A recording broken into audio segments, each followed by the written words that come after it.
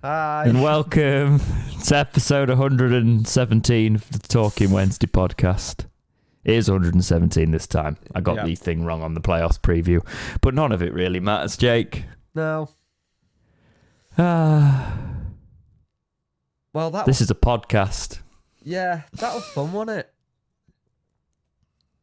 it? It's like what? 3 days later? Yep. 2 days later? Whatever it is now, because we thought we'd leave some time with it. You were a madman and decided to do a debrief, which is interesting. I don't want to speak to anybody directly about it right now. This weekend I was some of Soph's family's birthday, so I went up there, and the first thing they said when I walked through the door, right, was, because somebody had bought me like a gift for birthday coming up or something. Yeah.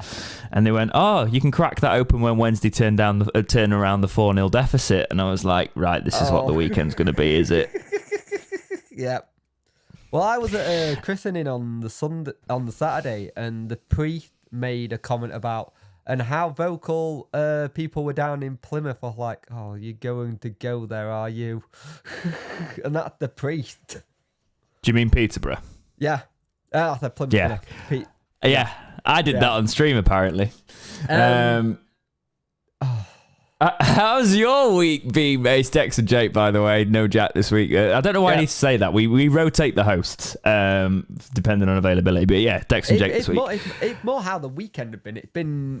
It's been depressing, to be fair, mate. I've not wanted to do much. It's been weird because I think one of the only things out of this weekend that came really good, personally for both of us, that we managed to have the whole thing where we switched streams over perfectly, and that worked really nice. And I think for all, we're understanding if that was going to work.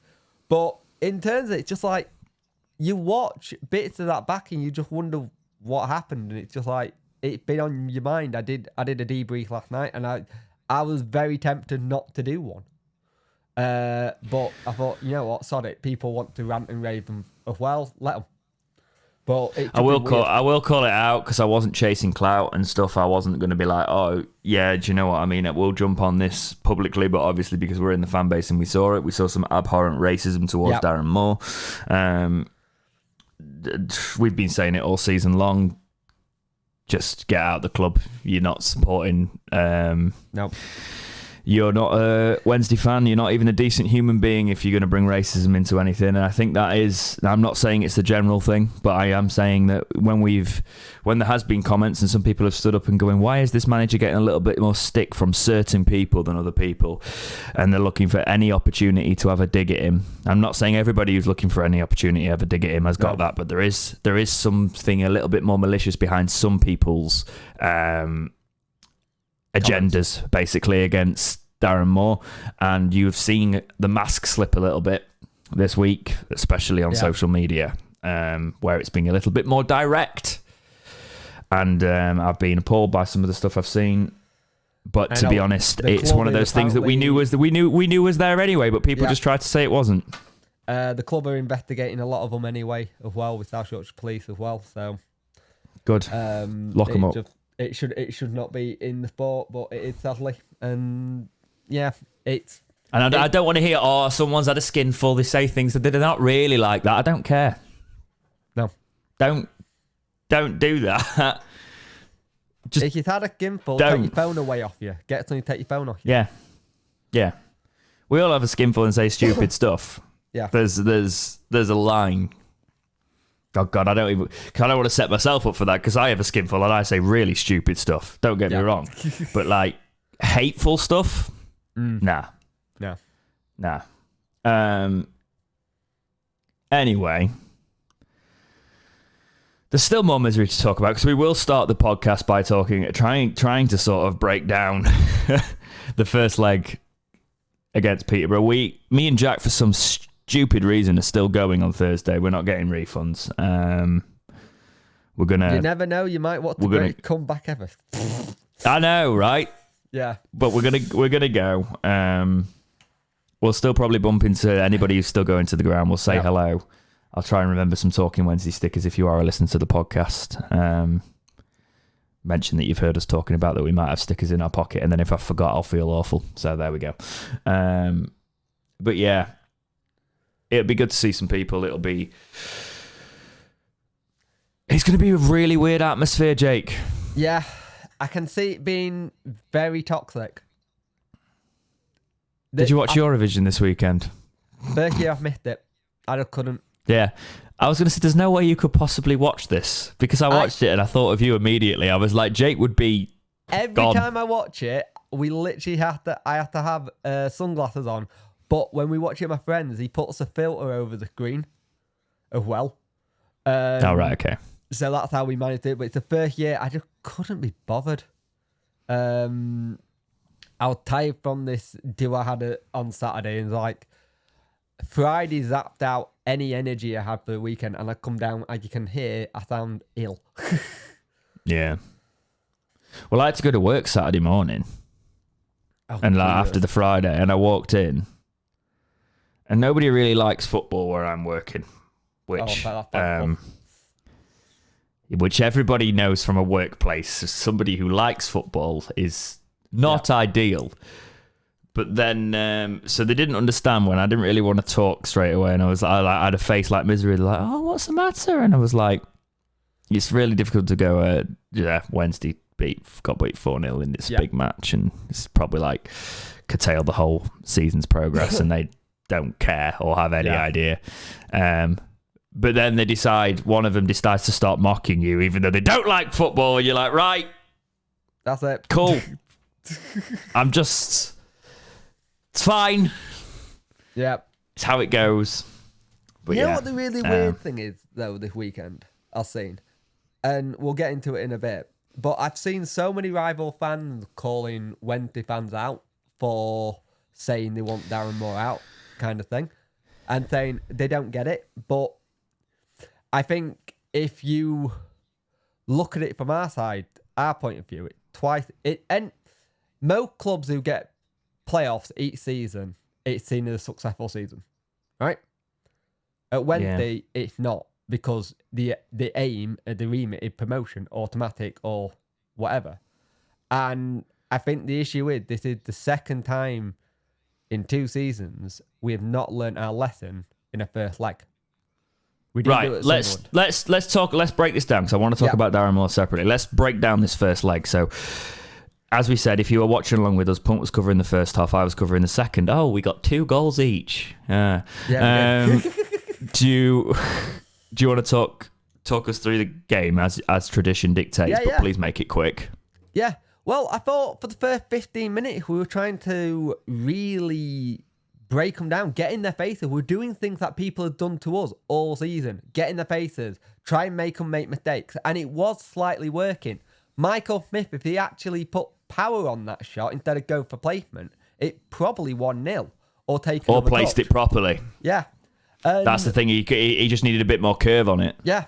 But then we did that whole thing where we would attack and press for 15 minutes and then we suddenly let them get back into the game. And we do that a lot this season. And then you go for that first goal. It's a poor clearance stroke tackle by Volks, who should be really trying to stand up a little bit more on that. And it just goes straight through Dawson's hands. The thing is, as a kid, I used to play in net. My people used to say, you have your hands like that, so you can put your whole thing around it. It just goes straight through. And it would just pour once again. And it's been sloppy goals like that has always cost us. And then you go for that second goal. It's a cracking strike, don't get me wrong. It's the deflection that takes it off. I think you judge the flight of that ball better, but the deflection just takes it into the top corner. But the thing for me is, why is Johnson turning his back on it? Just put your chest in front of it. Get winded. Get winded. Don't turn your back. Just get winded. I think there's always that sort of like shielding of making sure you don't handball it as well, though. That's tend to be why players sort of move their bodies, don't they? But yeah. From that, we could not get into it at all. We lost all chance of trying to get back into that game because they knew what to do. They worked out the game plan. And this has been the whole thing of this season. People have figured out our game plan so easily and so quickly. it's not even funny.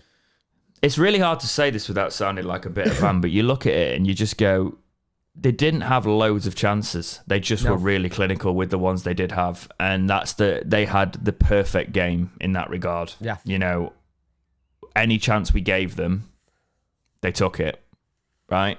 Yeah. We didn't take our chances. We could have very easily been a couple of goals up.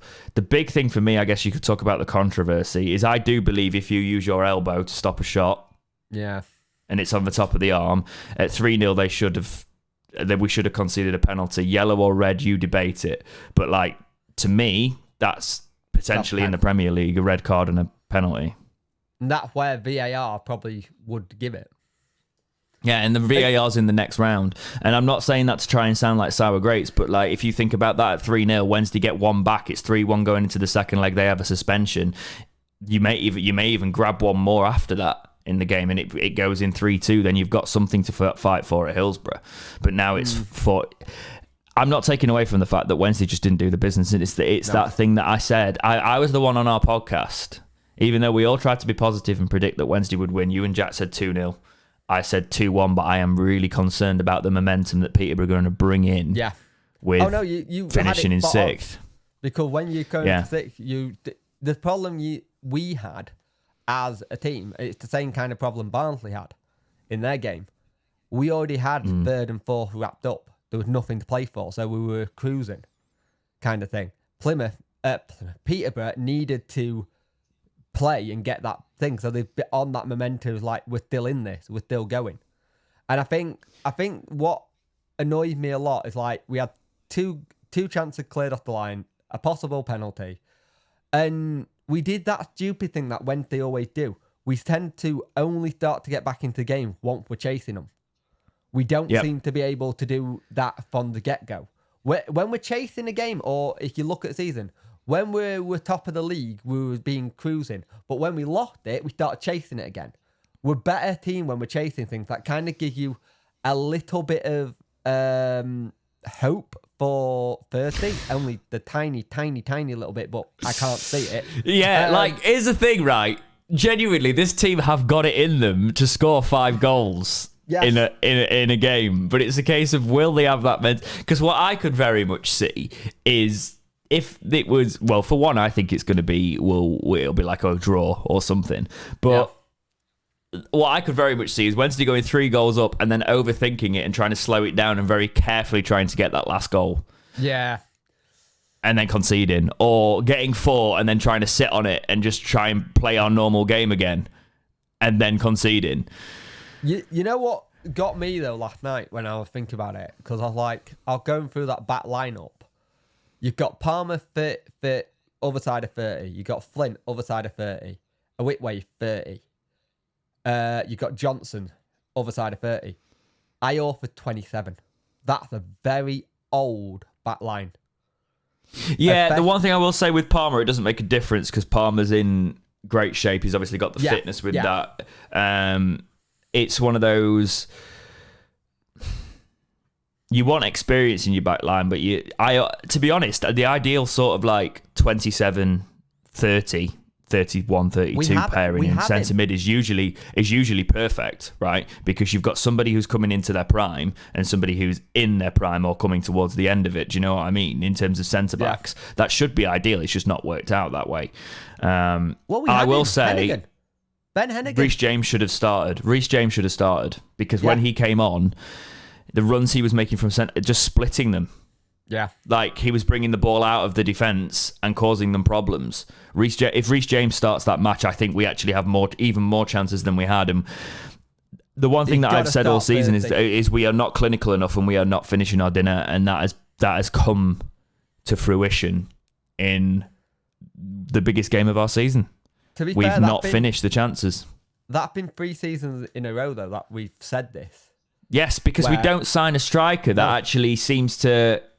Yes, Michael Smith scored 20 goals, but it doesn't feel like a prolific striker. Do you know, it doesn't feel like when somebody's on the pitch, we're always going to score. I think the reason he scored 20 goals is because we do create a lot of chances, right? We need a striker that's... If you get a clinical striker on the end of that, you probably get a striker that scores close to 30 goals this season. with the amount of chances we've created and the shots on target we've had. So I think I'm trying to look at that from a different perspective now. We're actually a very creative team and we create a lot of chances. We just don't finish them. So even if you have got a good goals tally, it could be better. Mm. And we haven't. The only team we properly put to the sword, and it was Forest Green at home, which was the 5-0. We've had so many teams this season where we created so many chances, but the shots on target to shots is ridiculous. Like 32 shots to like 6 on target. I don't understand how that's a thing. And I think the issue is Michael Smith would perform a lot better if we actually played with wingers and not wingbacks and actually got more balls into the box. I think you got the thing where, again, this season we've been unlucky with injuries. I think it's something that will need to be addressed again in the summer because they can't keep happening season after season. I think this whole situation with the squad, we need better fringe players who are ready to step up. Kind of thing, because I think that's been a big thing where the fringe players just have not. I don't want to say haven't been but they're not there because they're not playing week in. I think Pearson made a very good point a couple of months ago, saying reserve team football is lacking these days because it will get the fringe players up and running and ready to play. Putting them under 23 doesn't do anything. It's like they're guiding them. I think. We all know Byers have been a massive myth. I think Windass was showing that he hasn't played in a while and was rusty. Some of the balls he would normally latch onto, he was a bit too a bit off the pace, if you know what I mean. I think Johnson, and I know it was before we were saying wrapping with cotton wool and stuff like that. It is one of those cases. I was just being hopeful that he'd come back and regain some sharpness, but it is unfortunately the case of what happens with a lot of players. He just didn't have that much sharpness. No, and you look at their squad. Yeah. Their average age of their squad is 24. Ours is 28, and it showed because they had pace, they had the strength. As soon as they got down our left-hand side for I think it was their 4th goal, they cut us open. And the thing is, when we go and attack games, and we've done it a lot this season, when we attack a game, we leave so many holes at the back. And I think this is completely different if we had a Femeru and Hennigan fit at the back. I really do. I think you probably have a better situation. You've got 2 players who can get back. I think the midfield lacks Bayern, but again, this club, in one sense, isn't run very good as a football club. If went through a smart kind of thing, maybe we do sell Delhi into Blackpool and then we reinvest that on someone else. I think it's a difficult one. I think Peterborough went into it with nothing to lose, mate. Yeah, you know, and it showed. And when we're talking about the way the club's run and things like that, we can look at, we'll probably break it down after the 2 legs about the state of the season and the fact that we could run things in a slightly different way. And I'm getting scam calls. Lovely. Go away. I think one of the things that shows last night is on Friday it was the fans singing "You're not fit to wear the shirt," and I know people are getting really angry that the players haven't come out and said anything. I get why. I get why. They will have probably been told to stay off social media. Because and Darren will have probably turned around and said, if you want to apologise to them, turn up on Thursday.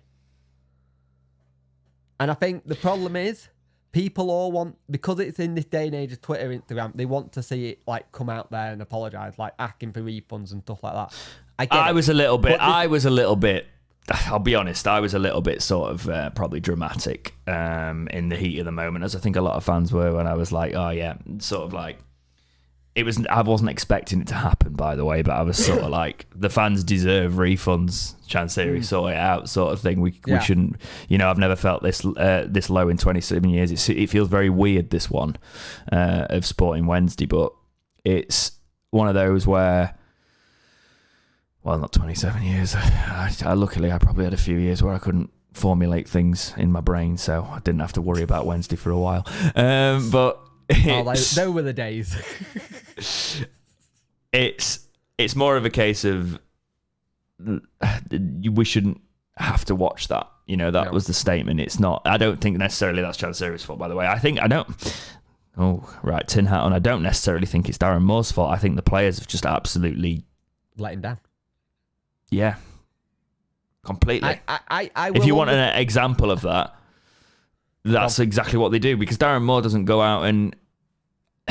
Here's the thing I've got. He set the team up that we had two very clear-cut chances. We had clear-cut chances in that game and we weren't finishing it. Yeah. That the manager can't put it in the back of the net. What you could say is, on a wider strategy, maybe a recruitment strategy, you have to find the players that can put it in the back of the net if you're going to set the team up like that, because we create a lot of chances. We've not brought those players in. They're not doing it. So that way it does fall on the manager and the recruitment, because the players that we've collected aren't doing the business and they aren't executing the tactics. Yeah. And I think the thing is, people go, well, it's his tactics, his motivation, but some of the players have got to have their own motivation. If you can't get motivated for a playoff game, there's something very wrong. I just think it's a case of Right, this is what I want to talk about a little bit in terms of Darren Moore. I said it on Twitter. I said it to you.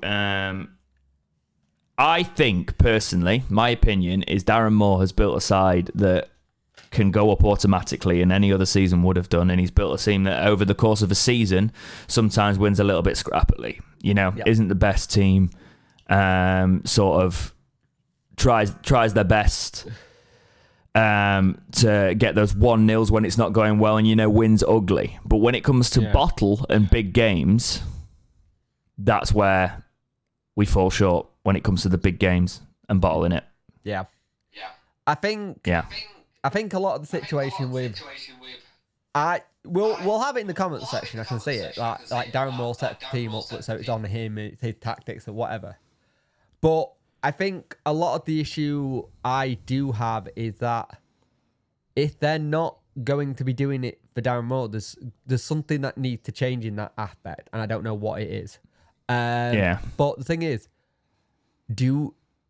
I don't see the idea of like having to change a manager every 2 seasons, because it will cost money. Granted, I think Darren Moore's on a rolling 12-month contract, because we never really find out what your contract is. The thing is, again, like I said on thing, if you're Darren Moore out, give us an actual, genuine, good replacement you replace him with.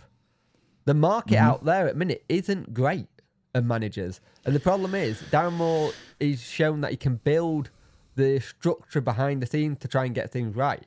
Because you got to remember, if Darren Moore goes, you lose his entire staff. We don't have a Lee Bullen and everyone to fall back on now. The one counter argument I have is, I think you would be able to motivate these players with a different manager in a different way. However, it could be very much temporary. And I do try and look at the whole situation. Because funnily enough, at 2-0, I was like, oh, nah, I can't be asking questions. We've had a good season. This is something we can take into the second leg. Playoffs happen. But at 4-0, all of a sudden you get angry and you go, maybe something does need to change. And that's how football works,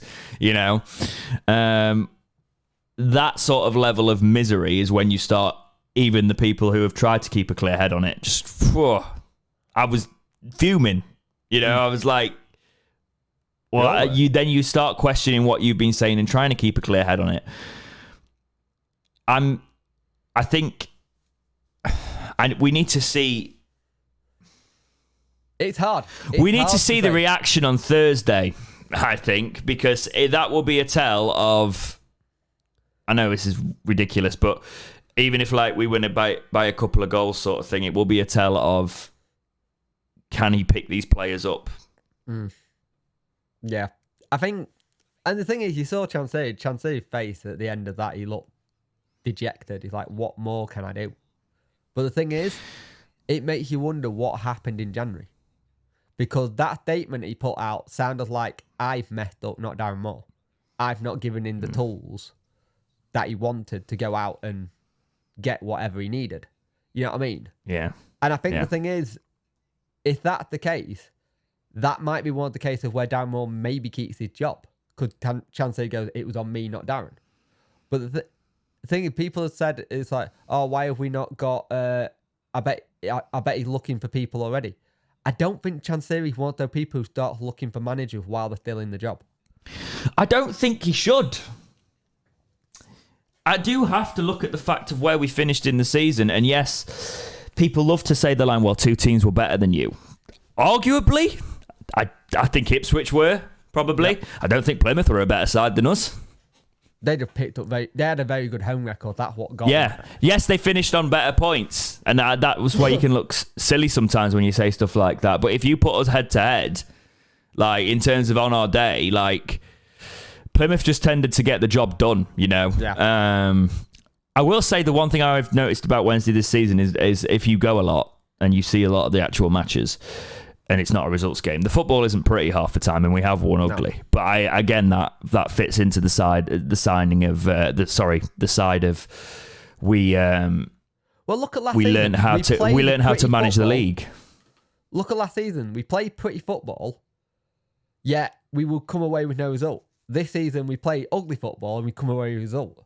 It's getting that balance between the two. Yeah. And I think that's the hard bit. Heading into Thursday, what do you think needs to be done? What do you think? Well, obviously 5 goals are technically needed, or 4 to drag it to extra time. They need to come out the traps early and not let the head down. Literally not. What really annoyed me, and people are gonna, I don't know what people are gonna think here. Barry Bannon shouldn't be jumping up and down, screaming. He should be just clapping, going like get going again. That kind of annoyed me. It's like, you're the captain. I understand your frustration, but maybe you just need to go, right, yeah, we're 1-0 down. Let's just get back up and get going. And I think sometimes that kind of heart in your sleeve can sometimes demotivate a little bit. You know, the frustration angle. But I think we've just got to come out of the traps, all gun blazing, go for broke, and try and not leave any gaps as we're going forward, because if we do, they will counter and they will score. The thing is, when they need to be loud as anything that night, but if it starts going wrong, for God's sake, don't start booing, because it could be another cricket score. To be honest, I will say this respectfully, Pug. Any fan that turns up can do whatever they want in terms of booing or being vocal or whatever, because after that first half, after that first leg, do you know what I mean?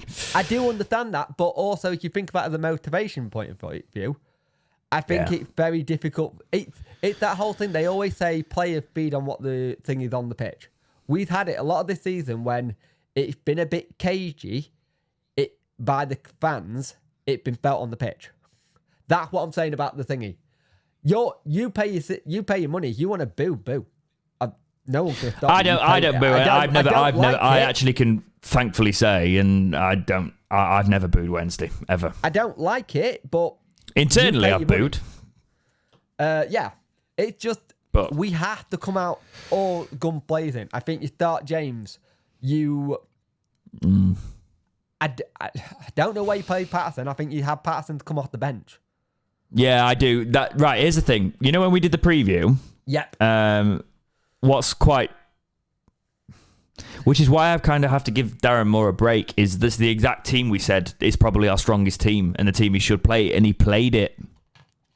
Yep. Right? And I look at that and I go, well, he's literally played the team which is the best at the disposal. We can't even say it's on him. The only questionable thing was Reece James, you know? So I just sort of looked at that and gone, oh, if I can pick apart any of it, it would be a case of Reece James should have started in there, but it should have been enough. That's the problem. Yeah. That team should have been enough, and they didn't perform. I think we need to go for it. Start James, go on the offensive, try and score goals for fun. Realise that a lot of those players are probably not going to be playing after this match, so you might as well just go hell for leather. Yeah. And the thing is, if you are one of those players who might not be playing after this, think of it for Wednesday, obviously. For Wednesday, just think of it this way. If you're not playing, would you rather try and go out as a playoff finalist, winner or runner-up, or go out in the semi-final? Like, the thing is, you actually look at shots on target to shots. They had 12 shots, 6 on target. We had 14 and 8 on target. Here's the thing. Here's a little thing for all the players that are out of contract and are thinking they're going to leave. Do you want to know what your career is going to be defined by whenever you get relinked about your history? This will be the player that once played for a Sheffield Wednesday team that lost so-and-so by so many goals on aggregate. Every tagline will be that when you are linked with a new club. Or when you're linked with a new club, this is the player that got 96 points with a team and didn't get promoted. Yeah, I think that one's actually nicer. I think what a lot of places do is they say they like to go for the saucy headline, really, don't they? And go for the fact that they got battered in a big game. So just step up, because to be honest, it's the first time in a while where I felt like the shirt was completely disrespected. The fans were disrespected, and yes, they're not doing it intentionally, but it's a mentality thing. There's got to be something there to ship 4 goals in such a big game. Exactly. No player wants to go out and do that. I'm sick of hearing that, right? You just did it. Yeah. But yeah, there's it's going to be either the best thing that's ever happened to me in a Wednesday shirt, a Wednesday game, or it's it'll either be the most epic comeback ever, or it's going to be the most miserable thing you've ever watched. And we know what Sheffield Wednesday like, so yeah. And the thing is, if you look at the other game, Bolton versus Barnsley, 1-1 at the minute for their game. 67 and 63 minutes is goal thing. So that could go either way. And the thing is, we all had this whole thing said, we don't want Derby kind of thing, like you said, but Peterborough were the harder team because of the whole situation with them getting momentum. With Peterborough's lead, and if they go on and say go to final, they're the ones I'm betting on because it got that momentum. And the thing is, No, I think I actually disagree with that. I think on a bigger pitch they'll get. I think on a big occasion on that, with a team who actually turns up, they'll get beaten. I think if they get to the final, I don't think they'll win it. I don't think they'll go up. It depends, because I think the only thing that could go for them, Ferguson doesn't have a good record in playoffs, does he? Wednesday's record used to be all right, and now it's woeful. Yeah, it's horrible. I even had it's been weird. I've had rival fans just turn around and say to me, it's like, I can't believe you're in playoff with how many points you got, and B, where did that come from? It's just like I'm already sick of hearing how many points you got. Yeah, we got them, but we just it's so difficult because I want to celebrate the fact we had a great season in terms of points total and unbeaten runs and things like that, but it all just feels really bloody hollow when you go out and you disgrace a fan base like that. Yeah, it's one of the biggest games of the season, and you can't. The thing is, the biggest now. It will be the biggest if we obviously don't overturn it, which we're not going to do. So the thing is, the thing that's going to be interesting is when we have the annual look at our accounts, because for every season we're in League One, we lose 8 million. I don't even want to talk about the fact that I've said it all season. Don't get out of the league this season, we are in trouble. Yeah. The reason is, the Pigs were down here for 6 years, weren't they? Was it 6 seasons? Yeah, about that. Once you start to, if you don't bounce up in the first couple of seasons, you're in trouble. And we'll see it happen. Unfortunately. And I'm sick of covering League One, Jake. Can I just say? No, I agree. It's just.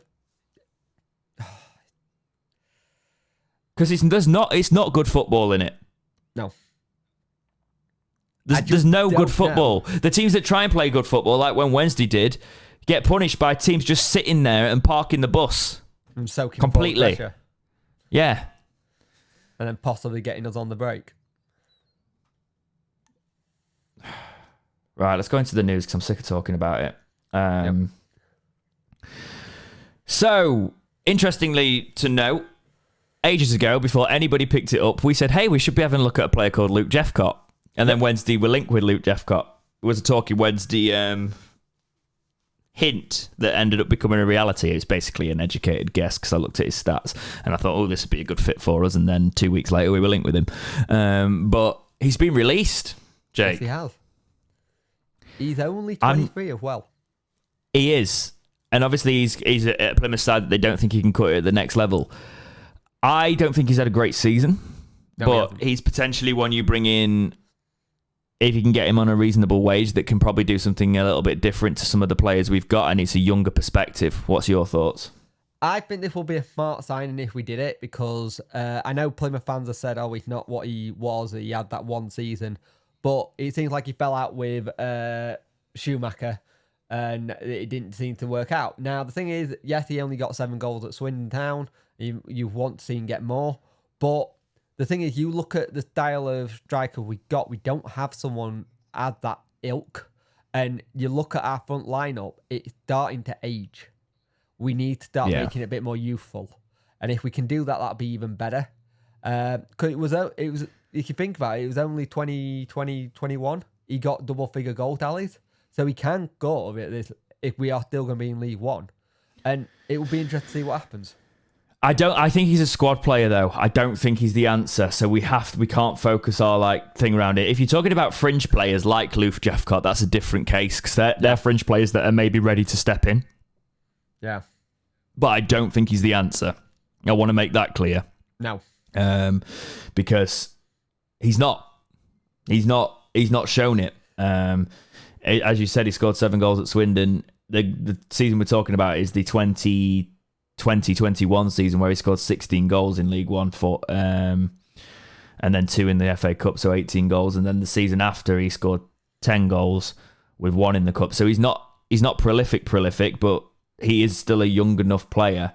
And then at Swindon, obviously, he got 7 goals. So he's 23 and he's got 49 goals in total in his career. And that's from how many appearances? 156 appearances if you count his total appearances. So it's nearly 1 in 3, which isn't great for a striker, but he's 23. There's time there. I think you pick somebody up like that on a free and you see how it goes, personally. I think if you were paying, you would go, no, move on. But a free transfer, you kind of go, actually, that's worth a little bit of a risk. He's also, I'm telling you, if you end up in League One, he's the sort of player we can afford. Yeah. As you start to reduce the wage bill, so I can very much see that one happening. I don't think it'd be the worst thing to happen either, to be honest. Yeah. Especially if we do bring in other players, and other players I want to talk about is Alfie May. So Alfie May is another one that we spoke about a while ago. I do believe, is he going on a free as well, or is he getting sold? He's getting sold. Yeah, so we would have to buy him. But Cheltenham, obviously, I think it's been announced that they can't keep hold of him or something like that, or he wants to go. He basically said he wants to go. Alfie May is somebody I would sign, right? Last season, he scored 23 goals. How are people saying they don't want to sign Alfie May? I have seen that.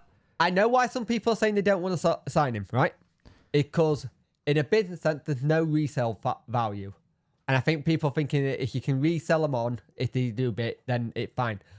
An alternative to him will be Sam Smith, who's just been released from Cambridge United. Why not both? Yeah. This is what I keep thinking. We probably... You keep Smith on the bench. You let... I'm sorry to say this, Wednesday fans. You let Gregory go. Yep. Right? You don't have... Because he's probably on a bit of a wage, because he came from the Championship, and he was a free, so you've got that there. You sign players, any of those 3, Jeffcott, Smith, May. You put 500k into May, maybe. That's probably the thing that we're looking at now. But 23 goals last season in League One. He has stepped up. He is finding goals in this league. Oh, right? Yeah, definitely. And I don't see why not. Sam Smith is another one. I think Sam Smith is he? Free agent. Yeah, he's free. I thought he was. Yeah. So he's 25. So yes, I very much think that you probably go on the pay. You probably actually got double. You probably go for. Year. Yeah, he got 13 goals, but he's obviously not as prolific as May. But the season before, he also got 15 goals. So he's consistently sort of 15, 13 for the past couple of seasons. So he knows where the back of the net is, and he's going to be a free transfer. So potentially, what I think is you sign 2 of those players. Yeah. You go Jeff Cotton Smith or Jeff Cotton May. Yeah. Or you go May and Jeff Cott. Or May and, May and Smith. Or May and Smith, yeah. Yeah. It's because one of them's going to be a free. We do need to work up top. That is something we definitely need to do. That is a given. Where I think we massively need to improve is our midfield. We cannot keep relying on Byers and Bannon each season. And we can't keep Which is mental, because we were saying not too long ago that our midfield was the area we didn't need to touch. Yeah, but it changes quickly, doesn't it? It changes quickly because you look at. I don't like giving players just one season. I just don't think Backinson's the answer. No, I don't think Backinson's shone himself in a great light or covered himself in glory in recent appearances. I think Adenir somebody you possibly take a punt on for another contract, and you because I think there's a player in there. But Delhi, when he's on his day, fantastic. He just needs to be consistent. No, not for me anymore. Not for me. I think there's a point where you need to start looking at. There is the argument if you put Delhi in the middle of if you put Fizz in the middle of the field and you give him a consistent starts and you build his confidence up and make him feel like he's the man, then maybe. But I don't think he's going to do that with the experienced players in the squad. So. I actually don't think it's the Byers one is difficult. Do you let Byers go because of his injuries? It's a weird one. I don't. But from a managerial perspective or from a club perspective, do you? Yeah. Do they look at it and go, wages? Yeah, he's not available. He's a great player on his day, but he's not. We did it with Luongo. We offered him a contract and he stalled and he was gone. And then obviously he then found form. The one thing I will say is potentially learn from the Luongo situation of he actually managed to get a consistent season for Ipswich and they're up. Yeah. Yeah. It's going to be a very strange rebuild this season because 11 of those players are not going to get contracts. We've technically got 6 players under contract as it stands. We need to bring the age of this squad down dramatically, but still have a couple of experienced players. That when I said in the summer I wanted experience and youth, that's what I wanted. A couple of experience, but a lot of youth. I would rather see us this season at experiment maybe playing with wingers instead of wing backs. Yeah. Like what I don't get is every time we've gone in for the whole wing-back situation, we brought in people who are natural wingers. Go out and we're also not going to be able to sign someone like Reece James on a permanent now. Blackpool have dropped because I reckon he'll get game time in Blackpool's side, which is another blow to us because I could have seen that nailed on earlier in the season. Yeah.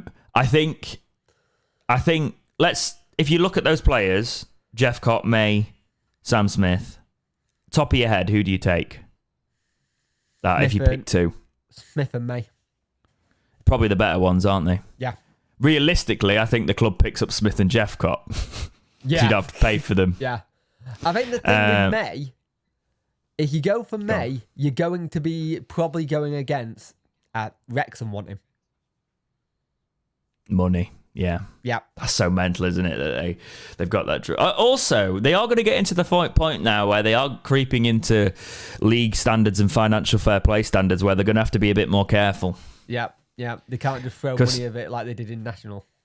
Yeah, because Salford did it, and then they struggled because they realised they couldn't keep throwing money at it because they've got the regulations. And then you heard Gary Neville moaning for a very long time about financial fair play and the fact that he couldn't do anything about it. So I think Alfie May would be a sign that you you go for it. We've also got Wilkes, if we can get him fit. I think he'd probably benefit. Do you know what I mean? From put Wilkes on the wing. We need a winger. But we don't play with wingers. So we need one. But that's when you go, do you bring another manager in that plays with wingers and you go for the youth and you go for the overlaps? It's very... I hate this. Yeah, it's Jake. horrible. It's meant to be exciting talking about transfers, but we'd be so woeful. My other question is, do you bring in a keeper? That's one for another day. Let us know what you think on those players in the comments. But in terms of a keeper, though, I actually think Dawson's... I want to say this, actually, and I'm probably, again, going to get pelters for it. Over the course of the season, I think Dawson's been quite good. A couple of mistakes for a keeper. It happens, right? They can't always be solid. You what, sorry? Remember, he came in halfway through the season as well. Yeah, exactly. I think you do probably bring a keeper in because I think you release Stockdale. Well, you release he's Stockdale, only on but then give him a coaching role. Yeah, he's only on 1 year, isn't he? So, I think you do bring a keeper in. I think there's nobody that jumps to the top of my mind right now, and I'm probably going to do some digging. But also, because the keeper that I really wanted is now in the Championship.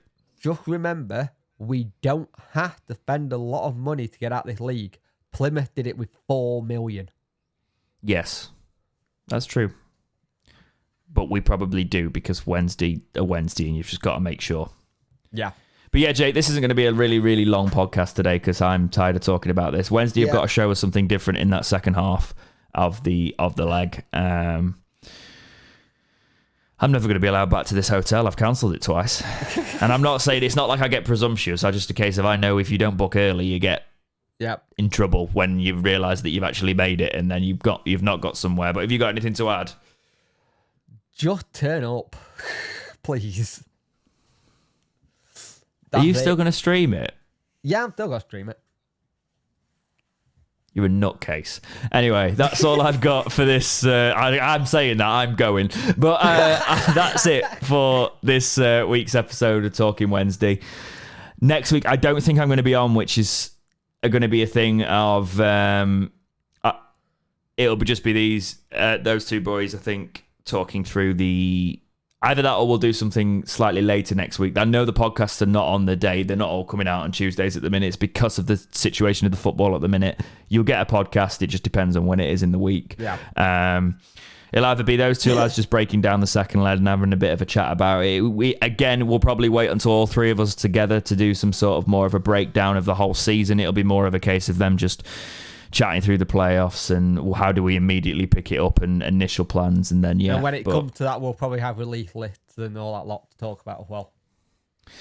Yeah, there'll be plenty to talk about. So keep tuned for Talking Wednesday, and hopefully we can be a little bit more positive. I'm sure we've got the feeling of a lot of Wednesday fans at the minute of just dejected, down, dejected. But we are still here. Okay, we're still bringing you the content. We're still going. Yep. But take care, guys. Try and find something fun that's not football to think about. We're all Wednesday, aren't we? And I am so glad that second leg is not on my birthday anymore because that would have just been adding insult to injury. Yeah. Oh, yeah. Let's have it confirmed on my birthday. But yeah. Take care, guys, and we will see you in the next episode of Talking Wednesday. See ya.